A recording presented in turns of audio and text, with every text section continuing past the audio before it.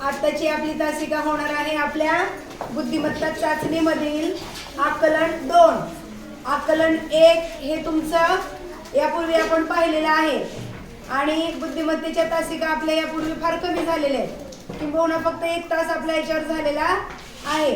कारण बुद्धिमत्ता चाचणी घ्यायला आपल्याला वेळ याच्यासाठीच लागत आहे, कारण त्याच्यामध्ये मराठीचं बऱ्यापैकी म्हणजेच आपल्या भाषेचा बऱ्यापैकी भाग आहे आणि तुमच्या गणिताची सुद्धा खूप सारी बेसिक तयारी जिथं झालेली असेल, त्यानंतर जर आपण बुद्धिमत्तेच्या अभ्यासाला सुरुवात केली तर आपला बुद्धिमत्तेचा अभ्यास चांगल्या प्रकारे होणार आहे. त्यामुळे पहिले आपण भाषा आणि गणिताच्या संपूर्ण अभ्यासक्रमाकडे एकदा व्यवस्थित अभ्यासतोय आणि त्याच्यानंतर मग आपल्याला बुद्धिमत्तेचा पण विचार करायचा आहे, जेणेकरून तेच घटक पुन्हा तुम्हाला इथं कामाला येणार आहे. तरी सुद्धा आज आपण बुद्धिमत्ता चाचणीमधला आकलन 2 संख्या मालिका हा घटक पाहणार आहोत. आणि मग हा घटक पाहण्यापूर्वी आपल्याला काय गोष्टी लक्षात ठेवायच्या, महत्त्वाच्या कोणकोणत्या बाबी आहेत. तर बघा, सगळ्यात पहिली संख्या आहे, तुम्हाला काय काय येणं गरजेचं आहे. म्हणजे डायरेक्ट आपण संख्या मालिका हा धडा सुरू केला आणि त्यातले आपल्याला सगळेच्या सगळे प्रश्न येतील असं नाही. हा धडा येण्यापूर्वी, त्याच्यावरचे प्रश्न पाहण्यापूर्वी आपल्याला हे सगळं समजणं गरजेचं आहे. काय काय रोमन संख्या माहिती आहे का आता तुम्हाला? हो, त्याच्यामुळेच मी तुम्हाला याच्यापूर्वी आधी रोमन संख्या शिकवलेल्या आहेत. मूळ संख्या, त्याच्यामध्ये जुळ्या मूळ आल्या, सहमूळ आल्या. माहिती आहेत का तुम्हाला मूळ संख्या? पाठ पण आहेत. जुळ्या मूळ संख्येच्या जोड्या पाठ आहेत का? जुळ्या मूळ म्हणजे जोड मूळ संख्या. जुळ्या आला शब्द म्हणून दचकून जायची गरज नाही. आपण जोडमूळ संख्येच्या ज्या जोड्या पाठ केल्यात त्यालाच काय म्हणायचंय? जुळ्या मूळ संख्या. सहमूळ संख्या, सहमूळ संख्या म्हणजे ज्यांचा फक्त एकच सामायिक विभाजक अवयव असतो, त्या म्हणजे सहमूळ संख्या. संयुक्त संख्या माहिती आहेत का? ज्या आपल्याला अनेक वेगवेगळ्या पाड्यांमध्ये सापडतात किंवा त्यांना आपल्याला वेगवेगळ्या संख्यांच्या गुणाकाराच्या स्वरूपामध्ये लिहिता येतं, ते असतात संयुक्त संख्या. हे आपण यापूर्वी सगळा अभ्यास केला आहे आपल्या गणिताच्या अभ्यासक्रमामध्ये. त्यानंतर सम विषम संख्या, ह्या पण तुम्हाला माहिती आहे. अपूर्णांक हा घटक अजूनही आपण शिकवलेला नाही, त्यामुळे मी थोडीशी थांबलेली होते. परंतु आता इथे जिथे अपूर्णांकाची गरज पडेल तिथे मी तुम्हाला तेवढ्या पुरतं सांगते, ते तुम्ही लक्षात ठेवा. ठीक आहे? अपूर्णांक हा पण आपल्याला व्यवस्थित असणं या घटकासाठी गरजेचं आहे. त्रिकोणी संख्या आहेत का पाठ? 1 ते 100 पर्यंतची त्रिकोणी संख्या जरी तुम्ही पाठ केलेल्या असल्या तरी दररोज त्यांचं वाचन करणं सुद्धा गरजेचं आहे. कोणांची माप, कोणकोणत्या कोणाची माप? घड्याळातल्या वेळामध्ये. जसे की घड्याळात जर 12 वाजलेले असतील तर घड्याळामध्ये कशा प्रकारचे चित्र दिसतं? त्या 2 तास काटा आणि मिनिट काटा यांच्यामध्ये कोणता कोण असतो? 12:15 वाजता कोणता कोण असतो? बघा, घड्याळ हाय आहे. इथं आपण एक घड्याळ काढूया. इथे असतं 12, इथे 3, 6, 9 आणि मध्ये मध्ये 1, 2, 4, 5, 7, 8, 10 आणि 11. समजा हे घड्याळ आहे. इथं आपल्या 12:15 वाजले म्हणजे तास काटा 12 वर आहे आणि मिनिट काटा 3 वर आहे. हे जे घड्याळामध्ये झालेला त्या मिनिट काटा आणि तास काटा यांच्यामध्ये जो कोन आहे, त्या कोणांचा सुद्धा आपल्याला विचार करता येणं गरजेचं आहे की हा काटकोन आहे, 90 अंशाचा कोन इथं झालाय. असाच कोन कुठं होतो त्याचा तुम्हाला विचार करता आला पाहिजे. तर तशा घड्याळातील वेळा आणि त्यांच्यामधले कोणाची माप याचा सुद्धा आपल्याला विचार करता येणं गरजेचं आहे. त्याचबरोबर तुम्हाला 1 ते 20 पर्यंतचे पाढे आणि 1 ते 20 पर्यंतचे वर्ग म्हणजे चौरस संख्या पाठ पाहिजे. एवढं जर तुम्हाला येत असेल, याच्यानंतर पण अजून आहे संख्यांचा लहान मोठेपणा तुम्हाला कळला पाहिजे नाही का? कोणती संख्या लहान आहे, कोणती संख्या मोठी आहे, दिलेल्या अंकांपासून संख्या तयार करता आली पाहिजे. अशा अनेक गोष्टी या घटकाला हात घालण्यापूर्वी आपल्याला माहित असणं गरजेचं आहे. आणि म्हणूनच यांच्यापैकी बऱ्याचशा गोष्टी शिकवून होईपर्यंत मी तुम्हाला बुद्धिमत्ता शिकवायला सुरुवात केलेली नव्हती. आता याच्यापैकी बऱ्याचशा गोष्टी आपल्या शिकून झालेल्या आहेत आणि ज्या गोष्टी आपल्याला अजून शिकून झाल्या नाहीत किंवा विसरल्या आहेत त्या प्रश्नाच्या ठिकाणी मी तुम्हाला सांगेन, त्या तुम्हाला लक्षात ठेवायच्या आहेत. चला तर आता या घटकावर कशा प्रकारचे प्रश्न पडतात ते आपण प्रश्नामधूनच समजून घेऊया. ते कसे समजून घ्यायचे आणि कसे सोडवायचे. बघा, आपला प्रश्न आहे, काही संख्या दिलेल्या आहेत नाही का. या अशा संख्या एका पुढे एक देणं म्हणजे एक प्रकारची संख्या मालिका आहे. आणि प्रश्न काय सांगितलाय, वरील संख्या मालिकेत 4 व 6 या दोन्ही संख्यांनी भाग जाणाऱ्या किती संख्या आहेत. आता तुम्हाला 4 ची कसोटी माहित पाहिजे, 6 ची कसोटी माहित पाहिजे. बर, इथे 4 ची कसोटी माहित नसली तरी चालेल, कारण 2 अंकी संख्या आहेत. आपल्याला पाड्यांचा विचार केला तरी चालतो नाही का. पण काय पाहिजे, अशी संख्या शोधायची जी 4 न पण भाग जाणारी आहे, 6 न पण भाग जाणारी आहे. आता बघा, आपला 78 4 न भाग जातोय का 78 ला. बघा 78 ला 4 न भाग घालून बघा इकडे. 4 1 4 उरले 3, 38 राहिलं. 4 9 36 उरलं 2, म्हणजे 4 न भाग गेला का नाही. आपल्याला अशी संख्या पाहिजे 4 न पण गेलं पाहिजे, 6 न पण गेलं पाहिजे. एका संख्येनं गेला नाही भाग, मग दुसऱ्या संख्येनं भाग घालायचा विचार सुद्धा करायचा नाही. चला आता आपण 36 चा विचार करू. 4 च्या पाड्यात आहे का 36, 4 9 36. 6 च्या पाड्यात आहे का 6 6 36, म्हणजे दोघांच्या पण पाड्यात, 4 च्या पण 6 च्या पण. 12 बघूया, 4 त्रिकोण 12. 6 च्या पाड्यात आहे का, 6 दुने 12. 12 पण 4 च्या आणि 6 च्या दोन्हीच्या पाड्यात आहे. दोन्हीनी भाग जाणं म्हणजेच दोघांच्या पाड्यात असणं. 98. आता 98 चा विचार करूया. 98 ला 4 न भाग घालू.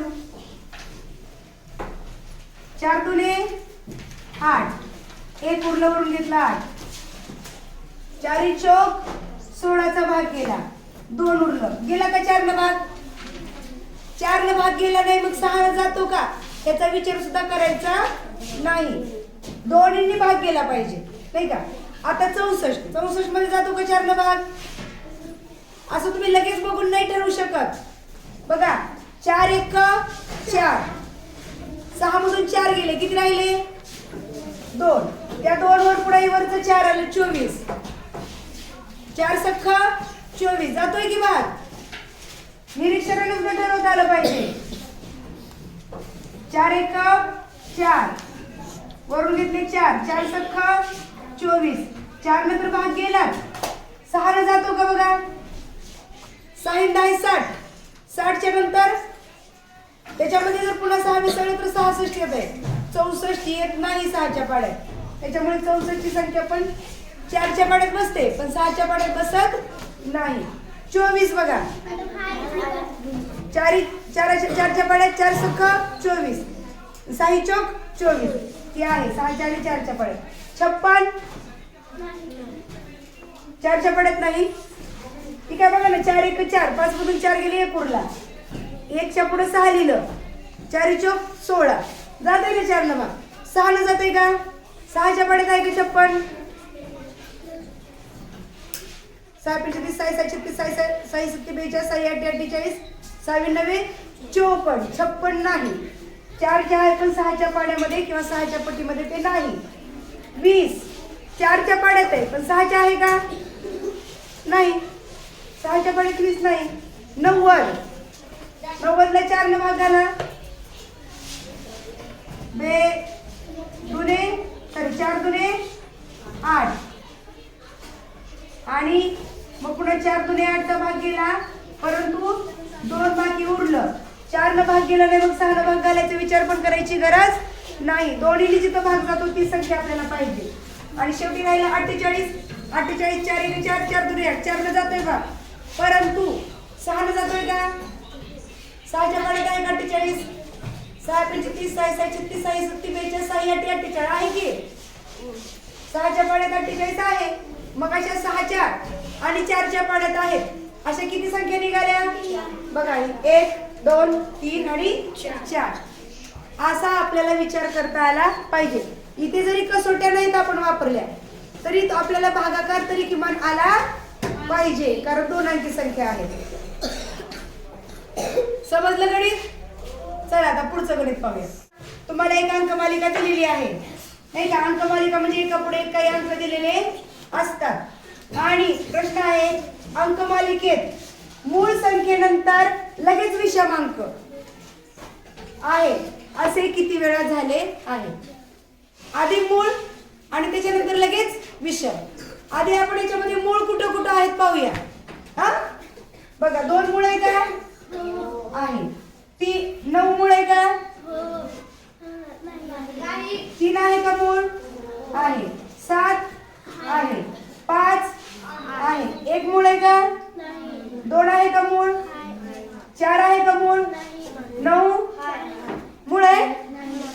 तुम्ही मूळ आणि विषम या 2 गोष्टी वेगळ्या वेगळ्या आहेत लक्षात घ्या. 5 आहे का मूळ 9 नाही. 1 5 2 9 3 1 7 5 3 मूळ आहे. पण मूळ नंतर लगेच विषम पाहिजे आपल्याला. इथं शेवट झालाय नाही का. त्याच्यामुळे याच्यानंतर विषम काही संख्या येणार नाही. आता काय पाहिजे आपल्याला मूळ संख्येनंतर लगेच विषम. बघा ही मूळ आहे. मूळ नंतर 9 विषम आली झाले की नाही. म्हणजे इथं एकदा झालं. पुन्हा इथं मूळ आहे. मूळ नंतर 7 काय झाली मूळ पण आहे पण विषम आहे का नाही. विषम नाही का 7 मूळ आहे. मूळ नंतर 7 ही विषम तर आहेच मूळ पण आहे. त्याच्यामुळं मूळ नंतर लगेच विषम. अजून एकदा झालं. जेवढ्या झाल्या आपण तेवढ्या रेषा ओढूया. इथे एकदा झालं पुन्हा इथे एकदा झालं असं तर आपण आखतोच आहे. आता 7 ही मूळ आहे. मूळ नंतर 5 विषम आली म्हणजे इथं पण एकदा झालं. 5 ही मूळ आहे. 5 नंतर 1 कशी आहे विषम नाही का. 1 ही मूळही नाही आणि संयुक्तही नाही पण विषम संख्या आहे की नाही. त्याच्यामुळं 5 नंतर 1 झाली. 1 आता मूळ नाही आणि संयुक्त नाही त्याच्यामुळे तिच्या नंतरची संख्या बघायची गरज नाही. आता आपण 2 पाहूया. 2 ही मूळ आहे. 2 नंतर 4 कसली आली मग हिला आपल्याला विचारात घ्यायचंय का. आपल्याला काय पाहिजे मूळ नंतर लगेच विषम. आता नंतर आपण ज्याच्या खाली रेषा ओढल्या त्याच्यानंतरच्या संख्यांचा विचार करायचा आहे. 5 ही मूळ आहे. मूळ नंतर 9 विषम त्याच्यामुळे हे पण आलं नाही का. अजून एक रेष ओढली. त्यानंतर पुढे इथं आपण इथं 5 खाली रेष ओढले. 5 नंतर 2 आले कसं आहे मूळ नंतर लगेच विषम आलंय का. 2 ही समसंख्या आहे त्याच्यामुळे इथं काही येणार नाही. 2 नंतर काय आलंय 9 विषम आहे का आहे त्याच्यामुळे अजून एक रेष ओढूया. त्यानंतर 3 नंतर लगेच 1 आलंय कसं आहे विषम त्याच्यामुळे अजून एक रेष ओढू. आता 7 नंतर 6 कसं आहे सम आहे. मग ही धरता येईल का आपल्याला त्याला बेरजेत धरता येणार नाही. त्यानंतर 5 नंतर 3 कसं आहे मूळ नंतर लगेच विषम. किती रेषा झाल्या आपल्या 1 2 3 4 5 6 7 8. किती वेळा झाले मूळ नंतर लगेच विषम 8 वेळा झाले. इथं तुम्हाला मूळ म्हणजे काय विषम म्हणजे काय हे पक्क लक्षात असणं गरजेचं आहे. आणि मूळ नंतर लगेच विषम विचारले तर तशा आपल्याला जोड्या शोधता आल्या पाहिजेत. त्यांनी दिलेल्या सूचनेनुसार जोडी आपल्याला शोधता आली पाहिजे. इथं तुम्हाला एक संख्या मालिका दिलेली आहे. काय सांगितलंय वरील अंक मालिकेत 5 नंतर लगेच 4 किंवा 2 म्हणजे 5 च्या नंतर 4 किंवा 5 च्या नंतर 2 असं दोन्हीपैकी काही पण आहे. परंतु 5 च्या आधी लगत 1 किंवा 3 नाही. परंतु 5 नंतर 4 किंवा 5 नंतर 2 असं पाहिजे. परंतु त्याच्या आधी 1 किंवा 3 म्हणजे 1 5 4 किंवा 3 5 4 असं नकोय आपल्याला. असं नकोय. किंवा 1 5 2 किंवा 3 5 2 असं सुद्धा नकोय. म्हणजे 5 च्या नंतर 4 5 च्या नंतर 2 पाहिजे पण 5 च्या आधी 1 किंवा 3 नकोय. म्हणजे नंतरचं बघायचंय आधीचं बघायचंय आणि असे नसलेले परंतु 5 च्या नंतर 4 किंवा 5 च्या नंतर 2 असलेले मात्र आपल्याला किती वेळा झालेले आहेत हे शोधायचं आहे. बघूया आपण 5 च्या नंतर 4 कुठे आहे बघायचं आले. त्याच्या आधी बघा 5च्या आधी काय, 5च्या आधी पण 4 आहे, म्हणजे 1 पण नाही आणि 3 पण नाही, असं आपल्याला पाहिजे. आता बघूया 5च्या नंतर 4 किंवा 2. हे बघा इथं पण आलंय, आलंय की नाही. पण 5च्या आधी किती आहे, 4 आहे, म्हणजे 1 पण नाही आणि 3 पण नाही. 1 आणि 3 सोडून आधी कुठलाही आकडा असेल तरी चालेल, फक्त आधी 1 पण नकोय आणि 3 पण नकोय आपल्याला 5च्या आधी, त्याच्यामुळे हे पण चालेल. आता इथं 5च्या नंतर काय पाहिजे, 4 तरी पाहिजे किंवा 2 तरी पाहिजे आहे, परंतु 5च्या आधी बघा काय आलंय. मग असं घ्यायचंय का आपल्याला, हे 1 5 2 आपल्याला नकोच आहे. आपण इथं फुली पण करून ठेवले नाही का, असं आपल्याला नकोच आहे, ते नाही पाहिजे आपल्याला. ठीक आहे. त्यानंतर 5 नंतर 2 आलंय आणि 5च्या आधी काय आलंय, 1ही नाही आणि 3ही नाही 5च्या आधी, म्हणजे असं आपल्याला हवंच आहे नाही का. त्यानंतर अजून कुठे 5 बघा इथं 5च्या नंतर 4 आहे, पण आधी काय आलंय आपल्याला पाहिजे का असं. 5च्या आधी 1 पण नकोय आणि 3 पण नकोय, त्याच्यामुळे हे जरी आपल्याला मिळालं तरी हे आपल्याला पाहिजेच नाही, कारण आपण बघा इथं मांडून ठेवलंय. 3 5 2 असेल तर नकोच आहे आपल्याला ते. त्यानंतर 5च्या नंतर काय आलंय 4, पण आधी काय आलंय 3. मग असं घ्यायचंय का आपल्याला, हे घ्यायचंच नाहीये आपल्याला. इथं 5च्या नंतर 3 आलंय, असं पण नकोय. 5च्या नंतर आपल्याला एक तर 2 तरी पाहिजे किंवा 4 तरी पाहिजे. मग त्यांनी जसं आपल्याला सांगितलंय तसं आपल्याला किती वेळा झालेलं दिसतंय, 1 2 आणि 3 वेळा. 5च्या नंतर 4 किंवा 2 आहे, पण 1 किंवा 3 5च्या आधी नाही. असं कुठं कुठं मिळालं, 1 2 आणि 3 ठिकाणी, म्हणून आपलं उत्तर आहे 3. आता आपल्याला अजून एक संख्या मालिका दिली आहे आणि तिच्यावर प्रश्न काय दिलाय, वरील अंक मालिकेत 3च्या नंतर लगत 8, म्हणजे हे 3 आहे, ह्या 3च्या नंतर लगेच म्हणजे 3च्या नंतर लगेच 8. ठीक आहे. आणि 3च्या आधी लगत 5, हे 3 आहे, 3च्या आधी लगत 5 आहे, असे किती वेळा झाले आहे. म्हणजे आपल्याला काय शोधायचंय, 5 3 8 5 3 8 असं किती वेळा झालेलं आहे. दिलेला प्रश्न आपल्याला असं समजून घेता आला पाहिजे. 3च्या नंतर लगत 8 म्हणजे 3च्या नंतर 8 म्हणजे 3 8, आणि 3च्या लगत आधी 5 म्हणजे 5 आणि नंतर 3 नाही का. सगळं मिळून काय झालं 5 3 8. असं 3 संख्येचे आपल्याला जे जोड आहे अशी कुठं कुठं बघायला मिळते. पाहूया आपण, किती सोपं आहे. प्रश्न समजून घेतला की उत्तर काढायला सोपं जातं, म्हणून त्याला म्हणायचं बुद्धिमत्ता चाचणी. एकदा तुमच्या मेंदूमध्ये तो प्रश्न व्यवस्थित उकलला गेला की उत्तर फार काही अवघड नसते, फक्त प्रश्न समजून घेणं हे बुद्धीचं काम असतं. म्हणून या घटकाला म्हणायचंय बुद्धिमत्ता चाचणी.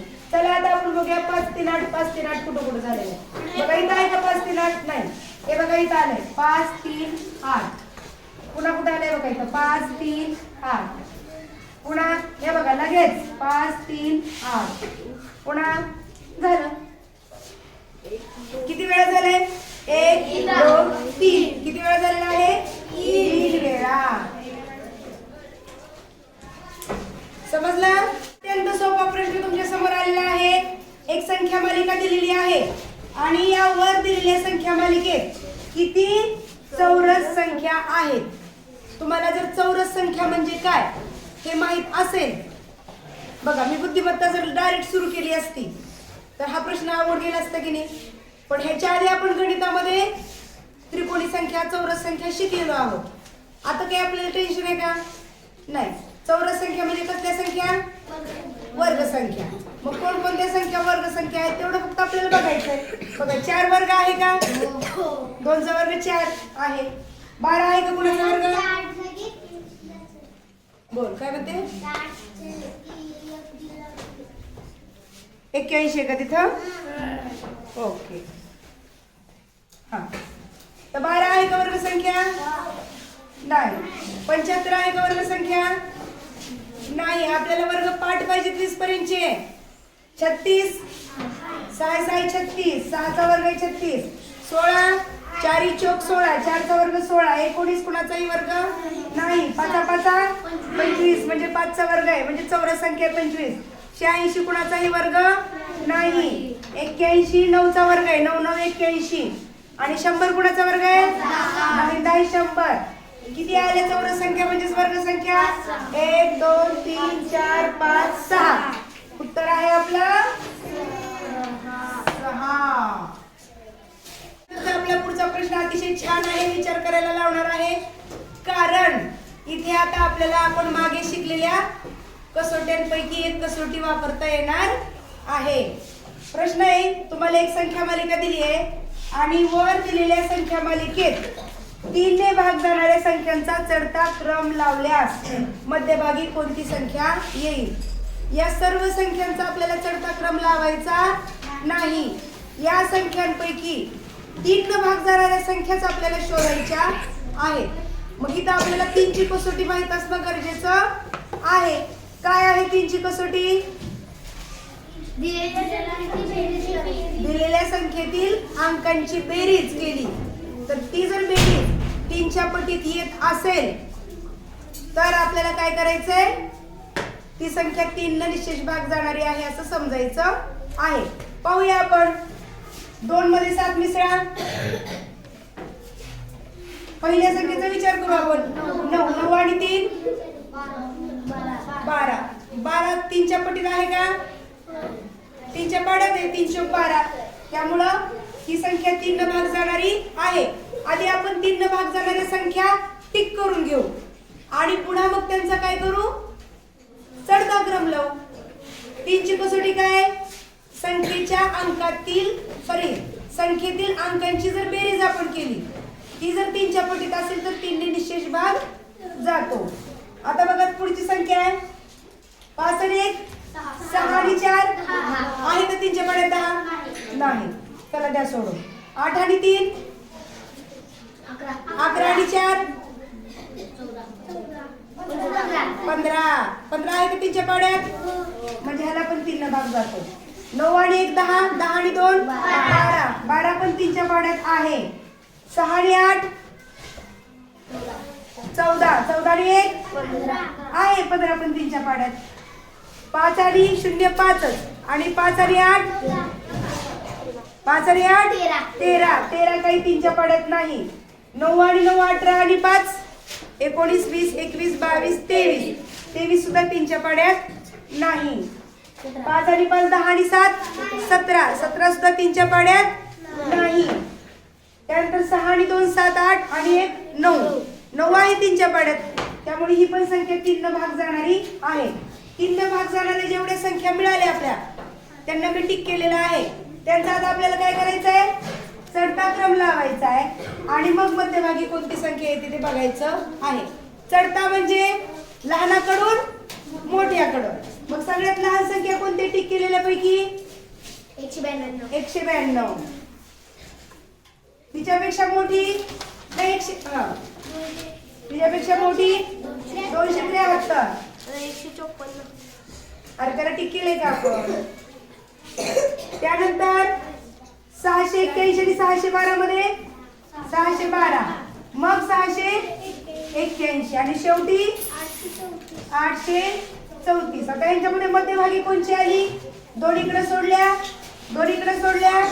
मध्ये राहिली 612. मध्यभागी आली आपली 612.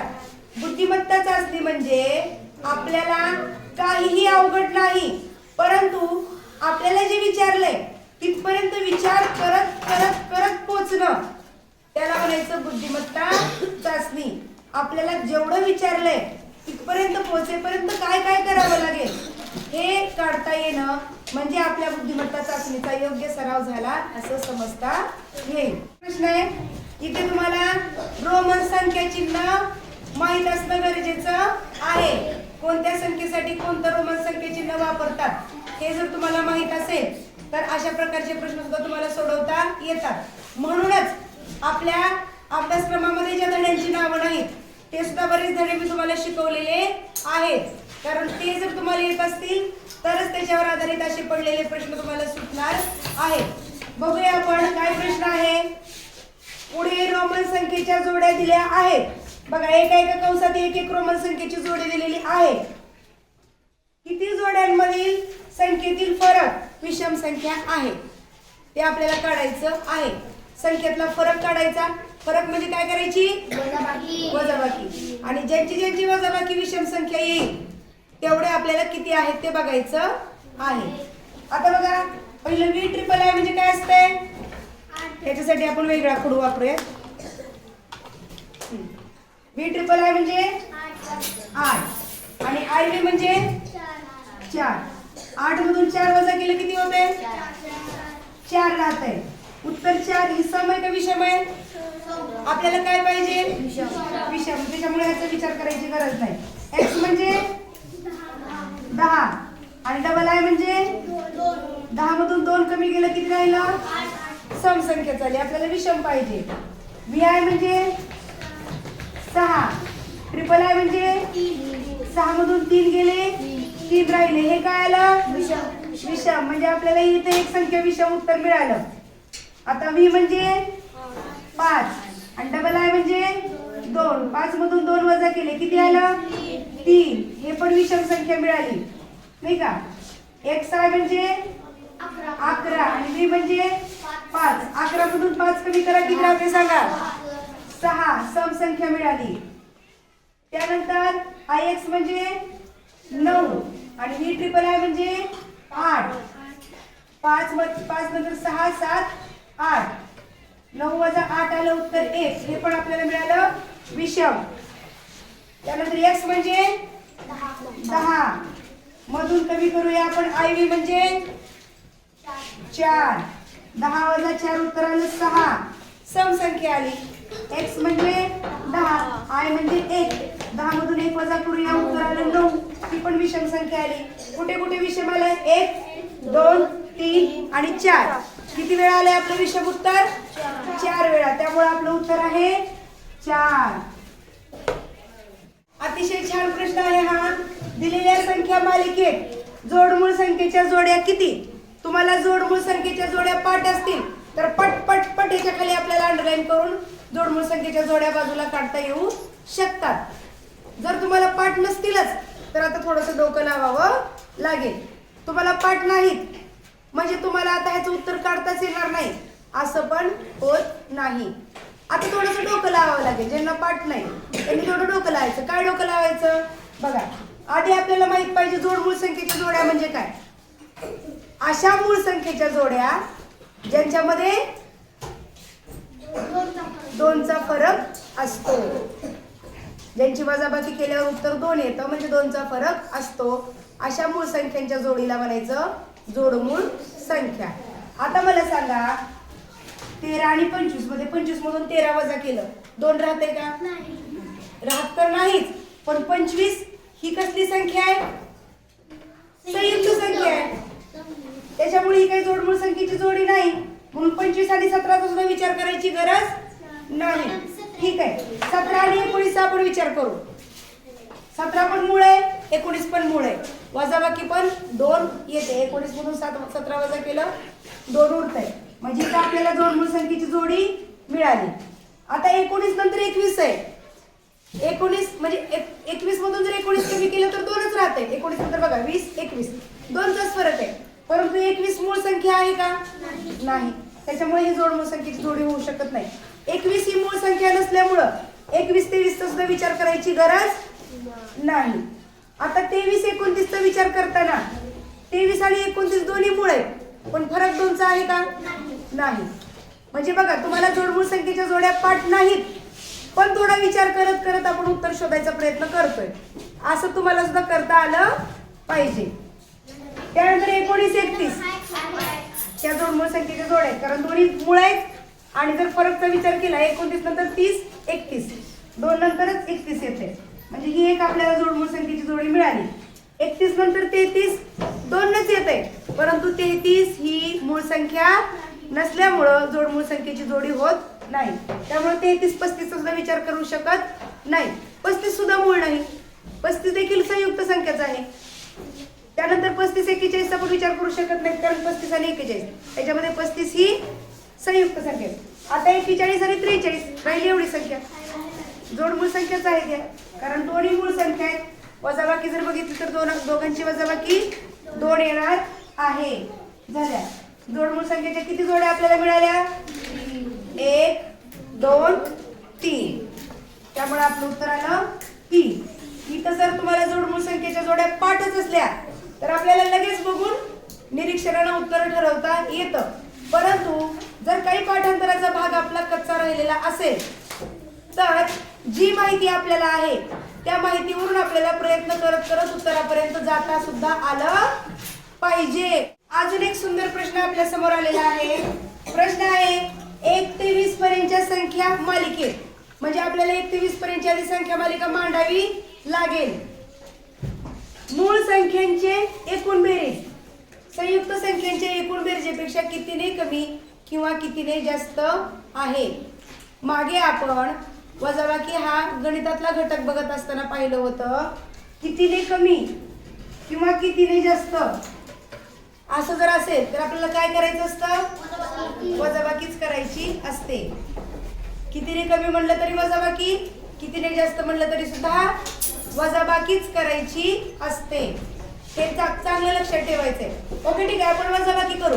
पण कुणाची वजाबाकी करायची? 1 ते 20 पर्यंतच्या संख्यामधील एकूण मूळ संख्येची बेरीज आणि एकूण संयुक्त संख्यांची बेरीज. चला आपण आधी 1 ते 20 पर्यंतच्या संख्या लिहूया.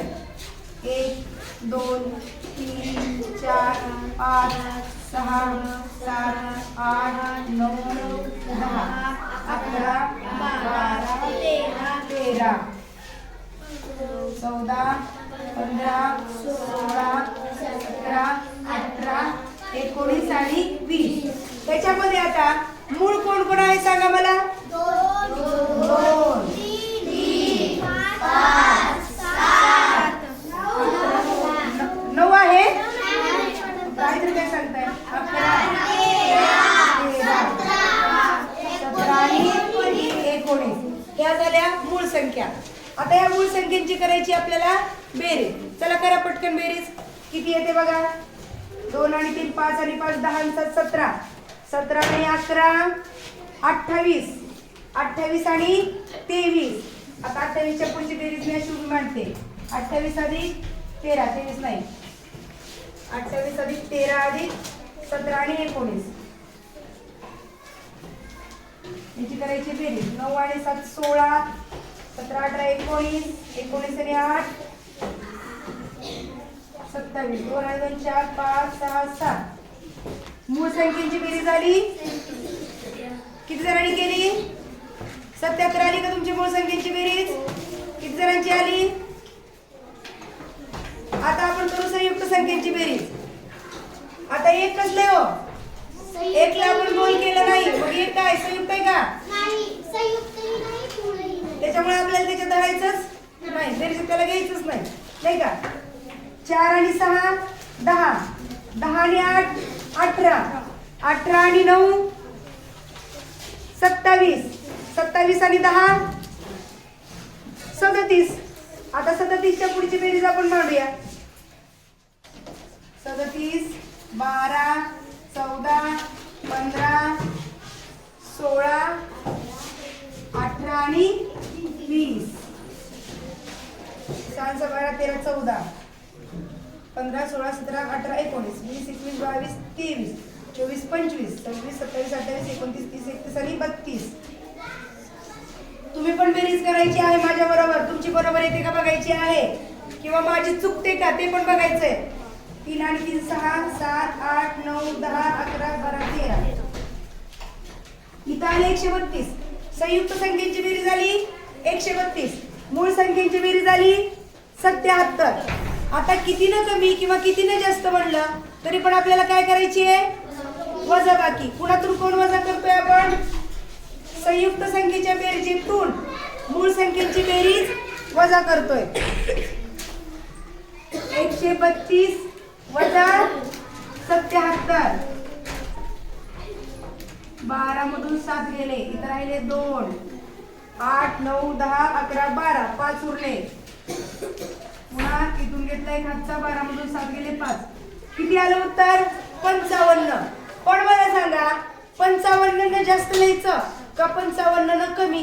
कारण तुम्हाला दोन्ही पर्याय असतात, 55 न जास्त आणि 55 ने कमी. आता आपण पुन्हा आपल्या प्रश्नाकडे जाऊया.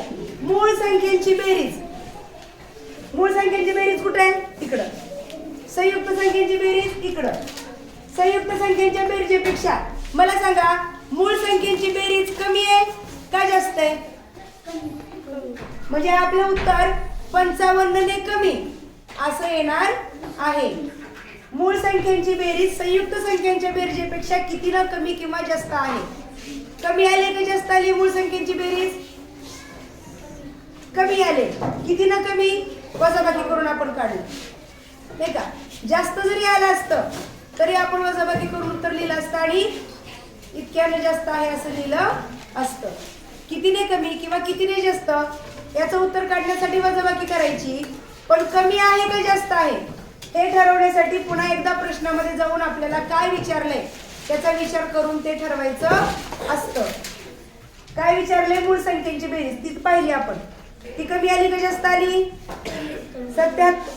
हे 132 पेक्षा कमी आलंय, त्याच्यामुळं 55 ने कमी असं आपलं उत्तर असणार आहे. 55 ने कमी. समजलं का? पुढील संख्या मालिकेत सलग 2 अंकांची बेरीज वर्ग संख्या आहे असे किती वेळा झालेले आहे? सलग दोघांची बेरीज करायची नाही का? 2 आणि 4 ची बेरीज केली, किती आला? 6. वर्ग आहे का 6 कुणाचा? नाही. ठीक आहे. 4 आणि 5 ची बेरीज करूया. 9 आहे का वर्ग? 3 त्रिक 9 नाही का? सलग दोघांची बेरीज करायची. आता 5 आणि 1 ची बेरीज करू. 6 आहे का कुणाचा वर्ग? नाही. 1 आणि 3 ची बेरीज करू. 4. 2 चा वर्ग आहे 4. 3 आणि 2 ची बेरीज 5 आहे का कुणाचा वर्ग? नाही. 2 आणि 6 ची बेरीज करू. 8 आहे का कुणाचा वर्ग? नाही. 6 आणि 7 ची बेरीज करा. 13 येते. कुणाचाही वर्ग नाही. 7 आणि 9 ची बेरीज 16 आहे का कुणाचा वर्ग? कुणाचा? 4 चा वर्ग आहे. 9 आणि 1 ची बेरीज 10 कुणाचा वर्ग आहे? कुणाचाच नाही. 1 ची आणि 0 ची बेरीज 1 कुणाचा वर्ग आहे? 1 चा वर्ग आहे. आणि 0 आणि 9 ची बेरीज 9. 3 त्रिक 9 3 चा वर्ग आहे. किती आल्या वर्ग संख्या उत्तर? 1 2 3 4 5. असं किती वेळा झालं आहे? तर असं 5 वेळा झालेलं आहे. जे विचारलंय त्या दृष्टीने विचार करून उत्तर काढता आलं पाहिजे. इथं तुम्हाला एक अंकमालिका दिलेली आहे आणि सांगितले काय? दिलेल्या अंकमालिकेतील डावीकडून 6व्या अंकाचा घन. डावा म्हणजे कोणता हात असतो तुमचा? पहा, त्या हाताने मी लिहिते. हा माझा उजवा हात आहे आणि हा माझा डावा हात आहे. डावीकडून म्हणलंय म्हणजे ह्या हाताकडून 6वा अंक 1 2 3 4 5 6. हा आला डावीकडून 6वा अंक 3. 3 चा घन. घन म्हणजे तिच्या डोक्यावर 3 लिहायचं असतं. म्हणजेच काय?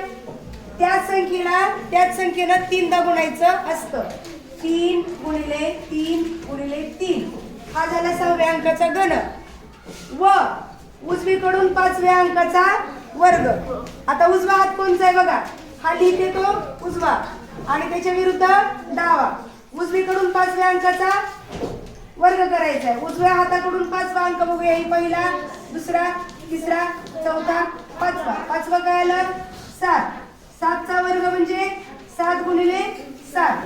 घन म्हणजे 3दा गुणाकार असतो आणि वर्ग म्हणजे त्याच संख्येनं 2दा गुणायचं असतं. तर हे घन आणि हा वर्ग. दोघांची उत्तरं काढू. 3 त्रिक 9 9 त्रिक 27. घन आला 3 चा 27. वर्ग किती आहे 7 चा? 7 7 49. त्यांचं काय विचारलंय? त्यांची वजाबाकी किती? म्हणजे 49 मधून आता 27 वजा करावं लागेल. कारण मोठ्या संख्येतूनच लहान संख्या वजा होत असते. त्यामुळे मोठी संख्या वर लिहिली, लहान संख्या खाली लिहिली. 9 मधून 7 गेले 2, 4 मधून 2 गेले 2. किती आली वजाबाकी 22. उत्तर काढणं अवघड नाही, परंतु दिलेल्या प्रश्नाला पूर्ण वाचून आपल्याला करायच्या गोष्टी ठरवून उत्तरापर्यंत पोहोचणं ही तुमची बुद्धिमत्ता चाचणी आहे. बघा प्रश्न काय सांगतोय, वरील संख्या मालिकेत किती संख्या मूळ संख्यांच्या वर्ग संख्या आहेत. आता आपल्याला बघा, म्हणूनच मी नेहमी म्हणते की तुम्हाला 1 ते 20 पर्यंतचे वर्ग पाठ पाहिजेत. संख्या बघितल्या आपल्याला सांगता आलं पाहिजे की ती कुठल्या संख्येचा वर्ग आहे. मला सांगा 64 कुणाचा वर्ग आहे? 8चा वर्ग. 8 8 64. 121 कुणाचा वर्ग आहे? 11चा. 81 कुणाचा वर्ग आहे? 9चा. 9 9 81. 6 6 36. 7 7 49. 169 कुणाचा वर्ग आहे? तो आहे 13चा. 196 कुणाचा आहे? 14चा. 1 कुणाचा वर्ग आहे? 1चाच. आणि 289 कुणाचा वर्ग आहे? 17चा वर्ग आहे. ठीक आहे. संख्या बघितल्या सांगता आलं पाहिजे, नाहीतर मग आपण अंदाजे गुणाकार करून सुद्धा ठरवू शकतो. एकच स्थानावरून आपल्याला थोडासा अंदाज लागू शकतो. पण त्यापेक्षा तुम्हाला 1 ते 20 पर्यंतच्या जर वर्गसंख्या पाठ असतील तर तुम्हाला असे प्रश्न लगेच सोडवता येतात. आता आपण त्या कुणाच्या वर्गसंख्या आहेत ते लिहिलं. आपल्याला काय पाहिजे, किती संख्या मूळ संख्यांच्या वर्गसंख्या आहेत. आपण सगळ्यांचे कुणाचे वर्ग आहे ते लिहिलं. याच्यापैकी मूळ कोणत्या संख्या आहेत ते पाहूया आपण. 8 आहे का मूळ? 11 आहे. 9 नाही, 6 नाही, 7 आहे. 13 आहे. 14 नाही, 1 मूळ आहे का? मूळही नाही आणि संयुक्त नाही. आणि 17. किती संख्या निघाल्या मूळ? 1 2 3 4. या 4 मूळ संख्यांच्याच वर्गसंख्या इथं वर आपल्याला दिलेल्या आहेत. बाकीच्या या संयुक्तच्या आहेत आणि एक तर मूळही नाही आणि संयुक्तही नाही. त्याच्यामुळे उत्तर येईल आपलं 4.